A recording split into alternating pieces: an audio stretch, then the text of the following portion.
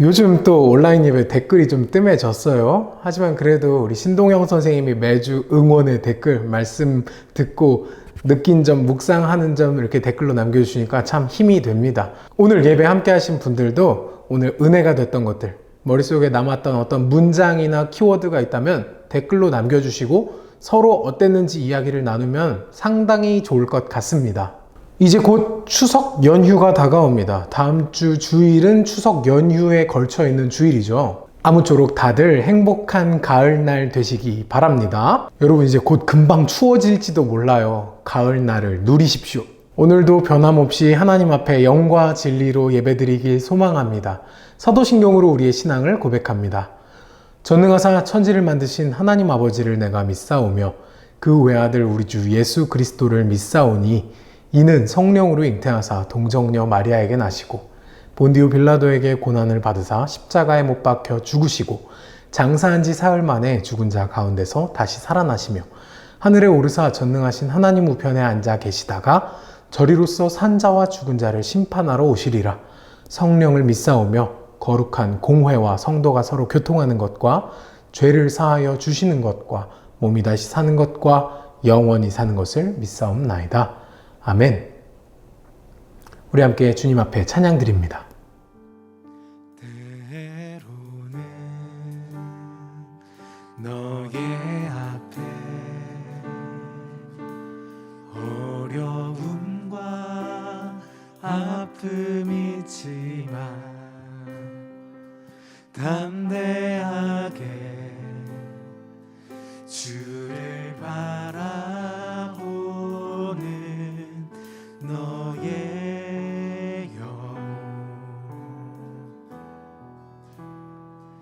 너의 영혼 우리 볼 때 얼마나 아름다운지 너의 영혼 통해 큰 영광 받으실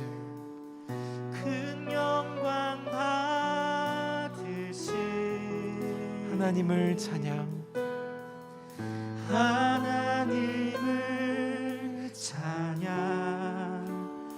오 할렐루야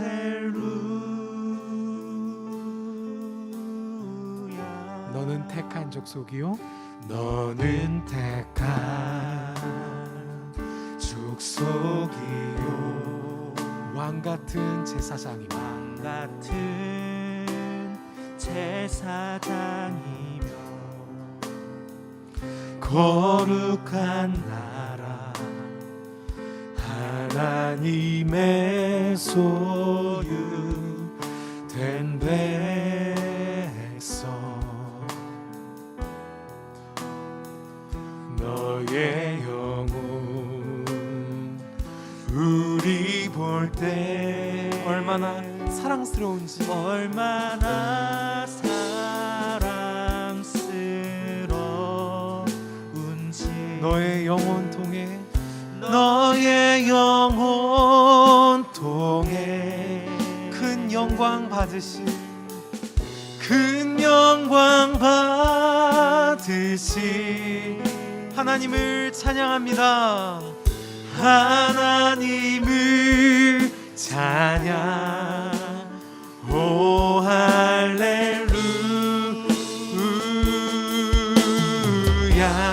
너의 영혼 통해 너의 영혼 통해 너의 영혼 큰 영광 받으시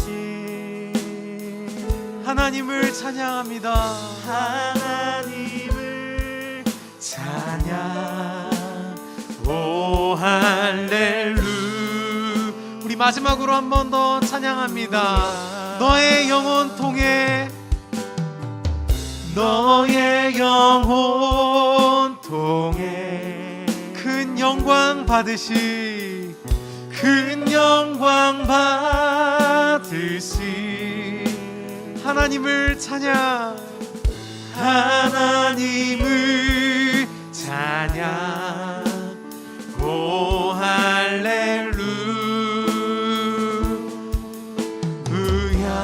우리 시간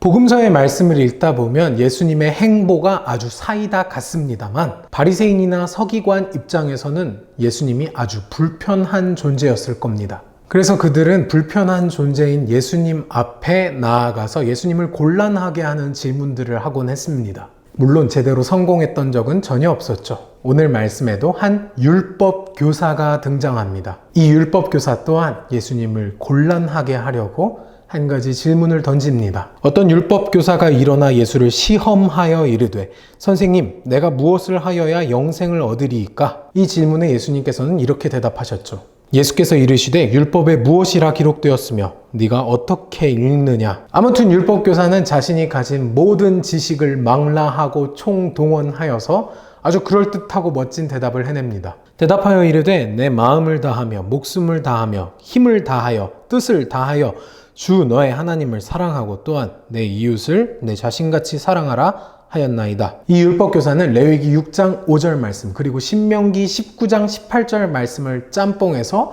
아주 그럴듯한 멋진 대답을 합니다. 마음과 목숨과 힘과 뜻을 다해서 하나님을 사랑하고 이웃을 사랑해라. 되게 격렬한 표현처럼 느껴지는데 마음과 목숨과 힘과 뜻을 다해서 사랑한다는 뜻은 하나님과 이웃을 사랑할 때 전인격적으로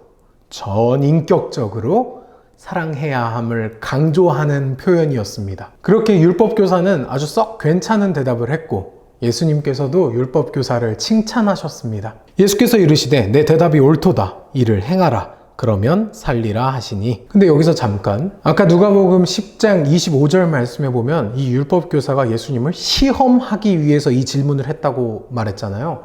우리가 그냥 이 질문만 봤을 때는 딱히 예수님을 시험하게 하려는 의도는 느껴지지 않습니다. 누구라도 예수님께 할 수 있는 질문 아니었을까요? 내가 어떻게 하면 영생을 얻을 수 있습니까? 율법교사는 아마도 예수님께서 어떻게 대답하실지 예상하고 있었던 것 같습니다. 그래서 이 율법교사의 진정한 의도는 두 번째 질문에서 나타납니다. 그 사람이 자기를 옳게 보이려고 예수께 여쭈아오되 그러면 내 이웃이 누구니이까? 율법교사의 두 번째 질문, 내 이웃은 누구입니까? 라는 질문은 내가 사랑할 대상은 그럼 누굽니까? 내가 어느 이웃까지 사랑하면 되겠습니까? 라는 뜻을 품은 질문이었습니다. 다시 말해서 율법교사는 이웃이 아닌 사람들이 존재한다는 것을 가정하고 질문했던 거죠. 이런 율법교사의 불순한 질문에 예수님께서 한 가지 비유로 대답하십니다. 어떤 사람이 예루살렘에서 여리고로 내려가다가 강도들을 만났습니다. 예루살렘에서 여리고로 가는 길은 아주 악명 높은 길이었는데요. 이름하여 아둠밈 비탈길. 이 길의 길이는 약 27km 정도 되는 길이었는데 깎아지른 절벽이 양쪽을 감싸고 있는 골짜기였고요. 아주 어마어마한 돌들과 바위가 많은 곳이었으며 강도들도 많은 곳이었습니다. 실제로 예수님께서 이 비유를 말씀하시던 그 당시에도 아둠밈 비탈길에는 상당히 많은 강도들이 있었다고 해요. 그래서 그 길을 지날 때는 여러 사람들이 뭉쳐 다녔다고 합니다. 하지만 오늘 비유 속에 등장하는 이 어떤 사람은 혼자서 그 길을 지나다가 강도들을 만났습니다. 그래서 가진 모든 것을 빼앗기고 거의 죽게 되어 버려졌습니다. 그때 길을 지나는 사람들이 있었습니다. 마침 한 제사장이 그 길로 내려가다가 그를 보고 피하여 지나가고 또 이와 같이 한 레위인도 그곳에 이르러 그를 보고 피하여 지나가되 제사장과 레위인. 제사장은 하나님께 제사를 드리며 율법을 가르치는 사람이었습니다. 레위인은 제사를 돕는 사람들이었고 하나님의 일을 하는 사람들, 즉 종교인들이었습니다. 이 둘의 공통점이 무엇입니까? 거룩한 사람들, 율법 준수에 목숨을 거는 사람들이었습니다. 자, 문제는 여기서 발생하는 겁니다. 거룩하고 하나님의 일을 한다고 하는 요 분들이 제사장과 레위인이 강도 만난 사람을 그냥 피하여 지나쳐 갔다는 거죠. 왜 그랬을까요? 귀찮아서? 바빠서? 뭐 그랬을 수도 있고요. 혹은 큰 바위들이 많은 곳이기 때문에 어디에 강도가 또 숨어 있을지 모르니까 빨리 그곳을 지나쳐 가고 싶었을지도 모르겠습니다. 근데 여러분, 이 비유를 듣고 있는 사람이 누군지 기억하시죠? 예, 맞습니다. 바로 율법교사요.